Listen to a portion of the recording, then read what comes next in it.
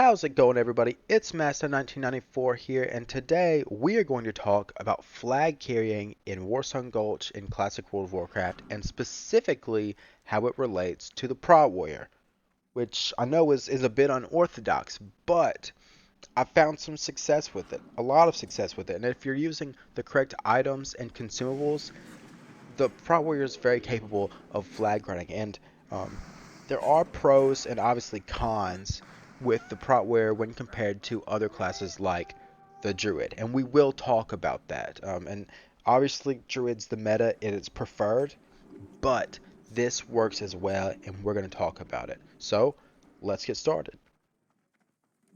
If you guys have been watching my videos, you know that I just play whatever I want to play and I'm not super worried about the meta and I just make what I'm playing work. And I think that I've done that here. So, first things first, you need the right items and consumables, okay? And the most basic is get the better healing potions. Don't use the battleground potions like the major healing draughts. Um, because those BG potions cause a 5-minute cooldown, and that obviously shares a cooldown with your other potions, including free action potions. Okay, and free action potions are extremely important, so you don't want to use BG pots when you're flag carrying. And that obviously gets us into free action potions. Now, you have the options of free action potions and living action potions. Since the Prot Warrior has a trinket, or the Warrior rather, the Warrior PvP trinket breaks stuns and slows already, and I'm not using the living action potion. I'd much rather preemptively use a FAP and have it for a longer duration because if I'm FAP'd, I can't be slowed, I can't be stunned, I can charge, I can intercept, I can slow enemies without worrying about getting slowed and hindered myself. And that's a very important thing. And the next clip is actually going to show me using a FAP and just hamstringing everybody and just getting as far away from them and creating as much space as possible. And it leads me to surviving and getting a flag cap. So FAPs are super important. So now let's talk about the items that we're using, the on-use items. So I'm using the Skull of Impending Doom and the Horned Viking helmet, the latter of which I'm not using all that often.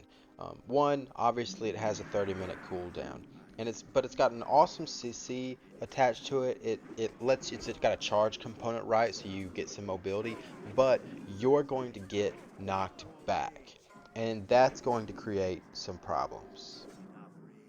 So it's really good if only one person engages you, because you can see them and you can charge maybe just one or two people. But if you use it when there's multiple enemies around, you're gonna get knocked down and you can't break it. It's not a stun. You can't trinket it or use a FAP to avoid it or anything like that.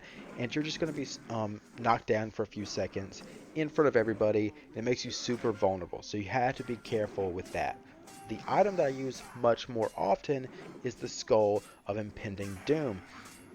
Obviously, it breaks CCs when it does damage. I'm sure we all know that. It's kind of a famous item, right? It'll break polymorphs and gouges and blinds and saps and all that good stuff. Um, but if you're using it with FAP and you're charging and you're intercepting and then you use the Skull Impending Doom for the speed boost, you have a lot of mobility, assuming the FAP doesn't get dispelled too quickly. You have a ton of mobility, even as a prot wear, especially including the FAPs and the charges and the intercepts, and then just throwing in the skull in there when you can. It's awesome. Sadly, as a prot warrior, you are missing out on, like, you don't have your shield bash, right? Because you aren't using your shield, you're using a skull instead. So that's the downside, but there's so much extra mobility there, and it's an awesome item. It doesn't matter really what um, class you're using. If you want a flag carry, you really need the Skull of Impending Doom. Those are the items that I have, but that is not by any means an all-inclusive list. I'm not an engineer, so there are plenty of items that I don't have. Also, you probably need the nifty stopwatch, which is relatively easy to get. So um, think about that. But let's move on to just generally what am I doing when I'm flag carrying. So step by step, I'm running into the flag room, usually through ramp, unless I'm with my group, and I'm gonna switch berserking, use berserking rage right before I get into the flag room, and then I'm doing that so I don't get sapped. And then I'm gonna pick up the flag and I'm off. Now, if I think there's a speed boost, I'm going tunnel.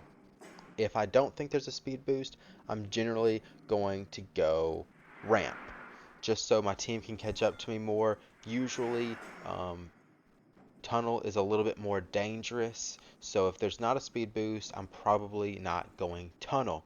And as soon as I see somebody that can slow me, I'm going to use my FAP and I'm going to charge and intercept as much as possible. One thing that's pretty important to note is if you run into somebody that can dispel, you may want to use your Horned Viking helmet on that target so that you can CC them and then FAP without fear of it getting dispelled. That's been pretty helpful for me so far. And then I'm going to just, get to the flag room, usually go up to the very top roof floor and, hope for the cap. Now, I'm going to be using a lot of defensives as I see fit, right? I've got the life-giving gem now. I've got last stand. I've got shield wall. And actually, this clip shows me using pretty much all my defensive cooldowns. I didn't have a FAP when I should have, so I had to tank this whole group into the graveyard. And this really showcases the defense of the Prot Warrior. I barely survived, but we ended up getting the cap here. But using my defensives as I see fit and hoping for that flag cap. Now, sometimes the most valuable thing you can do is give the flag to someone that's better suited to flag carry. Usually a druid when you're not in the flag room yet, when you're not in your flag room yet. So I actually do that a few times in this video. I give the flag off to somebody or offer to give the flag off to somebody that I think would be faster than me, right? And this would include druids, of course. Mages, if mages have consumables like FAPs and some on-use items, they're really good flag carriers as well. So just know your place. You're an awesome flag carrier when you have defensives and when you have your on-use items. But if you don't have those, sometimes you're kind of a sitting duck, and just know your place. Know that you're not always the best fit for the job, and that's one of the most important things to realize. And it really helped me a lot in pre-made groups, especially. I didn't do a ton of pre-made groups, but when I did, I ran for the flag when I could and when I thought it was beneficial, but sometimes I let a druid have it or let someone else have it. There was a lot of times where they had a designated flag carrier, right? It's a pre-made, so they already have a flag carrier. As that flag carrier was capping, then I ran into the room with my consumables and my on-use items and my cooldowns ready and brought the flag back to them. And very often it was very quick, very helpful, super beneficial to the team. And one of the things that's so great about this role is now you're kind of a hybrid flag carrier and team fighter, right? And if you watch my Prot Warrior guide, you've got a lot of tools for team fights, and I think I'm going to update that guide now that I've gotten to rank 11 with the Prot Warrior and I'm a lot more geared. I think I'm going to kind of update that guide, but you have so much um, just versatility, viability, so much utilization in terms of team fights, and it can really make a huge difference. But yeah, so know your role. That's one of the most important things. Know when you're a good flag carrier and when you're not. And that's not to say that if you're just the primary flag carrier, it's going to be a problem because I've been in many groups where I was the primary flag carrier, and honestly, it still works wonders. If you're using your cooldowns right and you're playing correctly and you're trying to be smart, it works. And I'll be honest, since I started doing this and getting these consumables and primarily flag carrying, my pug Warsong Gulch win ratio has skyrocketed. I mean, I went from winning like maybe 10%, literally winning maybe 10% to winning most of my Warsong Gulch pugs. Absolutely. So you can definitely be an asset to the team if there's not another class better suited to flag carry. So all of that was not to say that you can't perform the role. You can, but there are pros and cons when comparing you to specifically a spec geared druid. So let's talk about that. So we could talk all day about, the intricacies between a warrior and a druid flag carrier, right? The warrior has better defensives, probably might be better suited for combat while they're flag carrying with their CCs and better damage.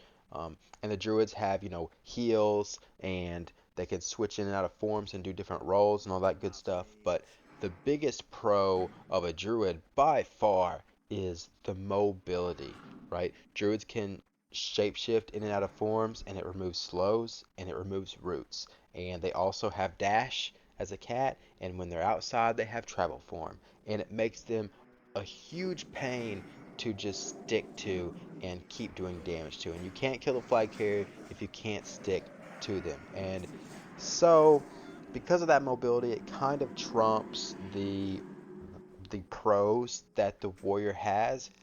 That being said, we do have tools as a prot warrior. So one, we have hamstring.